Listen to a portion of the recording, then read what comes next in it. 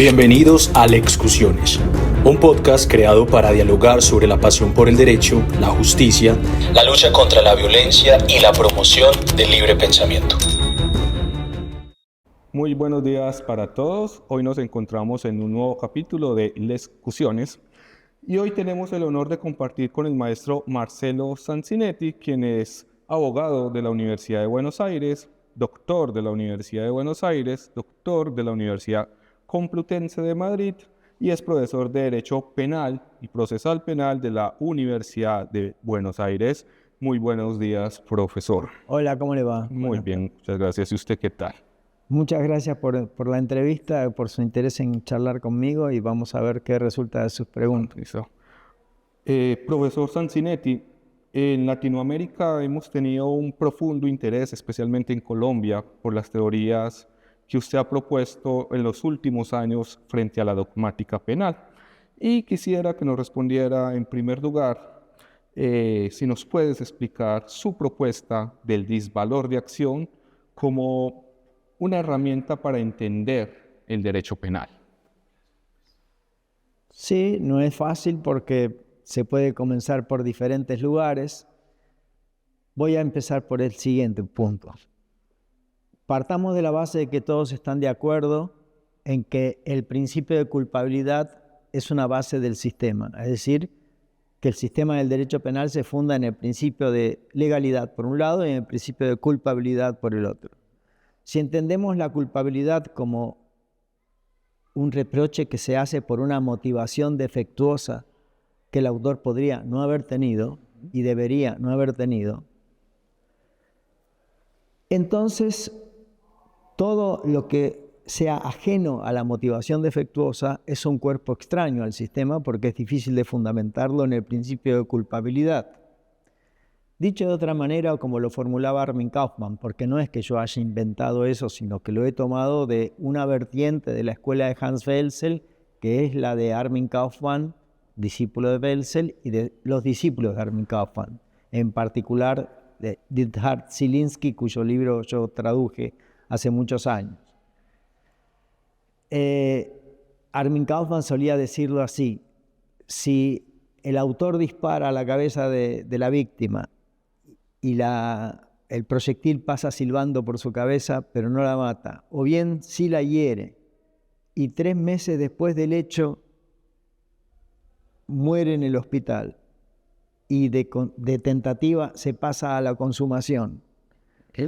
Supuestamente, para la opinión de la mayoría, es correcto que se eleve el contenido de ilícito y de culpabilidad. Y Armin Kaufmann decía: ¿cómo puede ser que 3 meses después del hecho el resultado va a aumentar de pronto el ilícito y la culpabilidad? Para contrarrestar esa forma de argumentar, muchos autores, por ejemplo Silva Sánchez, y muchos de los que han participado, por ejemplo, en el libro de homenaje a mi persona, suelen hablar de la diferencia entre la norma de conducta, la infracción a la norma de conducta, y la infracción a la norma de sanción. Esta distinción permitiría hacer entrar por la ventana todo lo que no se puede hacer entrar en la infracción de la norma de conducta.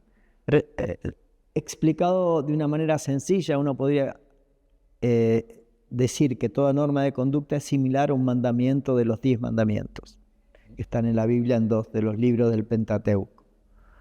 Cada norma sería una proposición, una orden dirigida a la cabeza de una persona, es decir, el ilícito se podría explicar como el choque de una cabeza con una norma que hace lo contrario de lo que le está diciendo la norma que tiene que hacer. Supongamos que no haya ningún error a este respecto, es decir, que la persona conoce la norma y que se motiva en contra de la norma. Esa sería la infracción a la norma de conducta. Pero la norma de conducta tiene otros ingredientes para llegar a la norma de sanción, entre otros los requisitos procesales, por ejemplo, porque obviamente tiene que haber un debido proceso para demostrar todo eso. Es decir, que el sistema parte de la base de que algunas personas culpables no van a ser punibles si no se puede demostrar su culpabilidad. Pero entonces hay muchos autores que dicen, bueno, sí, no es fácil de fundamentar la pertenencia del disvalor de resultado al ilícito, porque en la infracción a la norma de conducta se da tanto con el resultado como sin él. Pero en todo caso, para la norma de sanción tiene sentido darle cabida al disvalor de resultado como un ingrediente más de la punición. Y entonces está bien que se ponga más pena si hay un resultado que si no lo hay. Desde mi punto de vista, eso es erróneo. Si cuanta más diferencias haya entre la infracción a la norma de conducta y la infracción a la norma de sanción, es decir, si los presupuestos son muy divergentes, tanto más injusta va a ser la reacción. ¿Por qué? Porque no se va a poder explicar en el principio de culpabilidad todo lo que uno le agregue a la infracción a la norma de conducta. Bueno. Dicho de manera más sencilla, una tentativa en la que el autor ha llevado a cabo casi todo su plan, o por lo menos ha asumido al menos por un segundo la posibilidad de consumación, tendría que tener la misma pena que el delito consumado. ¿Por qué? Que se produzca la consumación o que no se produzca, a partir de ahí depende del azar y no de él. Entonces lo que resta hasta allá ya no está más alcanzado por el principio de culpabilidad, es puro azar. Esta idea estaba ya en Armin Kaufmann, en Welzel parcialmente, porque Welzel igual le daba un lugar al resultado, a pesar de que las definiciones que él daba tendrían que haber conducido a lo que decía Armin Kaufmann. No sé si con esto yo le explico suficientemente la primera pregunta, no estoy seguro. Dígame usted. ¿Fue suficientemente clara su explicación, bueno, profesor Sanzinetti? Para complementar un poco lo que acabo de decir, lo que dije atañía a los delitos dolosos, pero queda todo un amplio grupo de casos de delitos imprudentes donde el autor no tiene dolo propiamente y sin embargo el delito imprudente solo conoce su forma consumada. No hay una tentativa de delito imprudente punible. Lo que es parecido a eso son los delitos de peligro abstracto, que el legislador ya escoge ciertas formas de comportamiento peligrosos y dice esto debe no ser, es decir, tabuiza, como diría Jacobs, esos comportamientos como incorrectos. Pero para los delitos imprudentes de resultado no hay una forma de tentativa punible, es decir, solo tenemos consumación o nada. Es decir, en ese caso el resultado cumple una función de punición y la cuestión es cómo se explica eso dentro de un sistema como el de Armin Kaufmann o el de Zielinski o el de otros. La explicación a eso es que el delito imprudente está formulado de manera mucho más vaga que el delito doloso, es decir, algunos le llaman a eso tipos abiertos. Eso algunos autores lo discuten, pero en mi opinión es básicamente correcto. Y por lo tanto, el resultado ahí cumple una función dentro de la ley de los grandes números. La mayor parte de las acciones imprudentes más graves van a causar resultados, aunque a veces una imprudencia muy pequeña causa un resultado muy grande. Pero generalmente en la ley de los grandes números sí se va a dar que los que causan el resultado sean comportamientos imprudentes y van a quedar algunos comportamientos imprudentes sin resultado impunes. Bueno, en ese caso el resultado cumple una función no de fundamentación del ilícito, porque el ilícito sigue siendo ahí la violación al deber objetivo de cuidado, con resultado o sin él el ilícito sería el mismo, pero el resultado cumpliría una función de selección similar a la de las condiciones objetivas de punibilidad. Para complementar la primera parte de su primera pregunta que había sido defectuosa porque me concentré primero solo en la tentativa y en la consumación de los delitos dolosos. ¿Y otra pregunta que usted tenía? Muchas gracias, profesor. Ha sido constante la discusión sobre el bien jurídico y su importancia en la estructuración de la teoría del delito. Le pregunto, profesor, ¿considera usted que es posible una teoría del delito funcional sin la existencia del concepto de bien jurídico desde la perspectiva del disvalor de acción?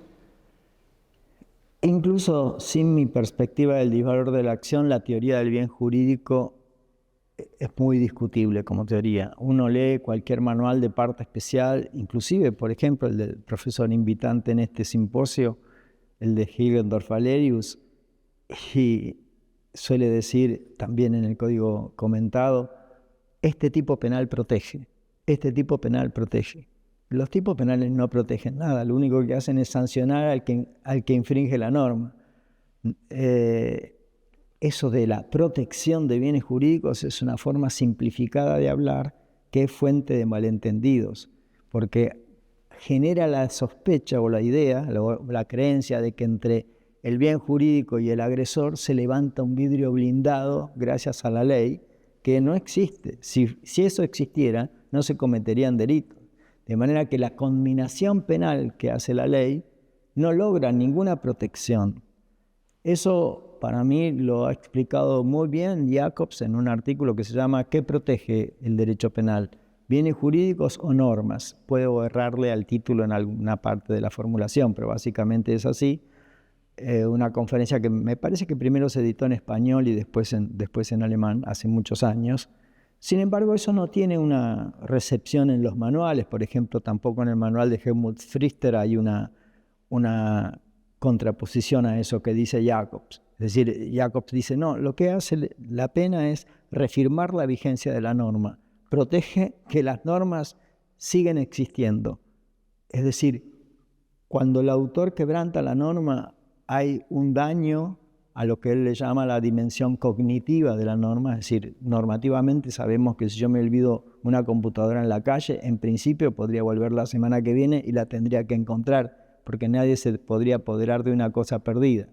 O bien la podría ir a buscar a la oficina de cosas perdidas, que en Alemania, dicho sea de paso, funciona muy bien. Yo he tenido una experiencia con la oficina de cosas perdidas de cada ciudad. Sin embargo, cognitivamente sabemos que si yo me olvido una computadora en la calle, muy probablemente no la vea nunca más, ¿no es cierto? Entonces, cada quebrantamiento de la norma le hace perder un componente de seguridad cognitiva, confianza de los ciudadanos en la vigencia de la norma. Ese daño a la vigencia de la norma lo tiene que reparar el quebrantador de la norma a su costa. A mí la fundamentación de Jacobs, que se le suele llamar teoría de la prevención general positiva, me parece muy correcta. Si bien él no coincide para nada conmigo en esto de que el disvalor de la acción explique todo el ilícito, esos puntos de partida de él, para mi manera de ver el derecho penal, vienen como anilla al dedo. Es decir, me parece muy eficiente su fundamentación. Si bien un discípulo de él es más bien fundamentador de una teoría retribucionista de la pena y que toda la teoría de la prevención general positiva sería una forma de instrumentalizar a autores. Es una vieja discusión sobre las teorías de la pena, pero quisiera limitarme en eso como respuesta. Dicho resumidamente, a mí me parece que la llamada teoría del bien jurídico no aporta nada más que confusión, y lo único que uno puede hacer es reafirmar la vigencia de la norma a costa del infractor. Muchas gracias por su respuesta, profesor. También en la actualidad se ha venido dando cabida a una nueva postulación sobre el entendimiento por el dolo, lo que se han denominado dolo por indiferencia.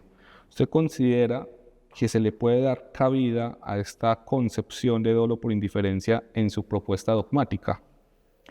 No, yo no tengo ninguna propuesta dogmática muy particular sobre el dolo. Es decir, se puede decir que sí, en mi primera tesis doctoral tengo un largo desarrollo sobre ese tema, pero en particular respecto a la pregunta que usted me hace, me parece incorrecto. Eso lo han hecho algunas jurisprudencias en fallos muy conocidos, muy importantes. En España, por ejemplo, hay unas formulaciones de Jacobs en su manual, que después reformuló con otra expresión, pero en su manual usaba la expresión ceguera de hecho, y en los casos en los que el autor actúa con ceguera de hecho hay que tratarlo como si actuara con dolo. Yo tengo en mi segunda tesis doctoral, la que usted mencionó, ante la Universidad Complutense de Madrid, de la cual existe una versión en alemán también, una intensa contraposición con Jacobs en ese punto. Él varió con los años, después de la segunda edición de su manual, en los años 90, sobre fines de los 90, cuando se le hace un homenaje a Bacigalupo en Madrid. Él cambió esa formulación por trayendo una idea de Karpov, es decir, de 400 años atrás, del dolus indirectus, ¿no? Karpov decía, bueno, el autor quiere eso que tiene frontalmente en el centro de su atención y todo lo que eso lleva consigo. Por ejemplo, si yo incendio una casa, no puedo decir, no, pero yo no tenía dolo que se muriera el señor de la casa del lado. Casi todos los delitos que se llaman delitos calificados por el resultado o delitos preterintencionales, en el trasfondo tienen la idea del dolus indirectus de Karamazov. Eso yo hasta ahí lo puedo aceptar.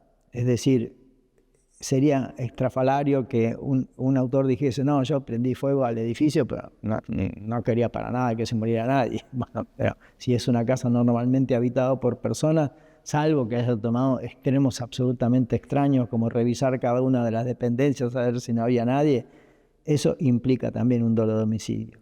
Pero de ahí a tratar a cualquier comportamiento indiferente como dolo, a mí me parece que eso es robarle garantías al imputado y tratar muchos casos de imprudencia como si fueran dolosos.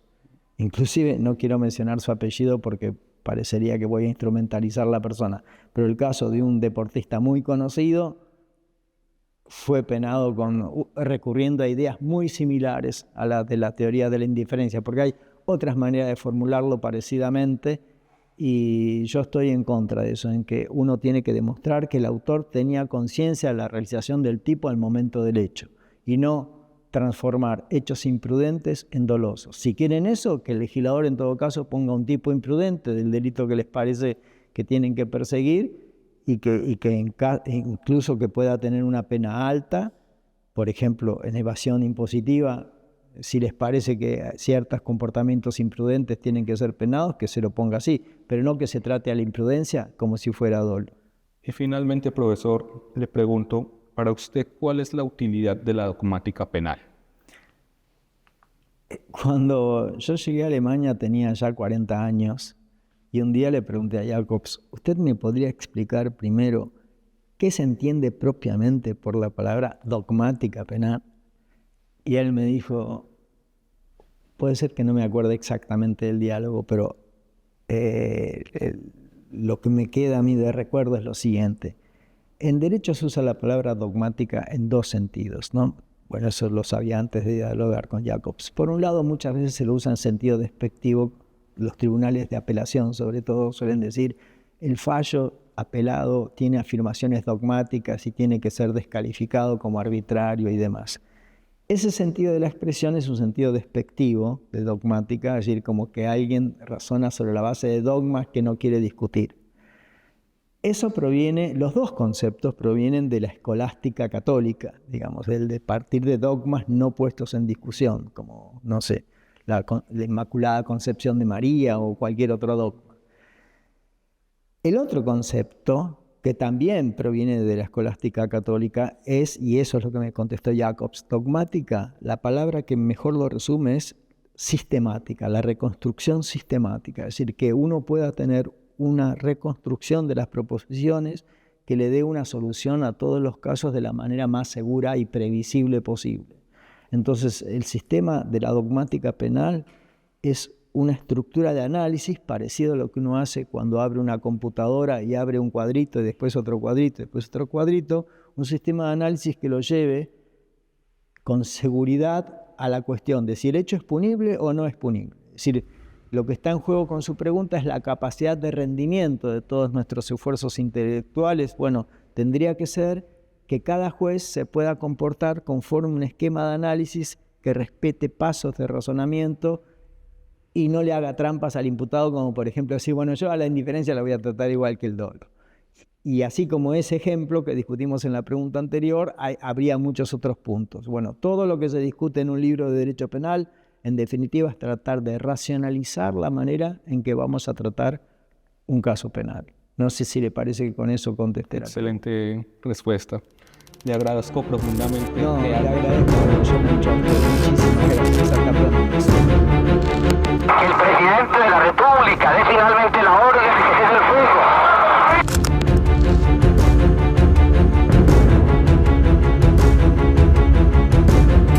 Bienvenidos a Lexcusiones, un podcast creado para dialogar sobre la pasión por el derecho, la justicia, la lucha contra la violencia y la promoción del libre pensamiento.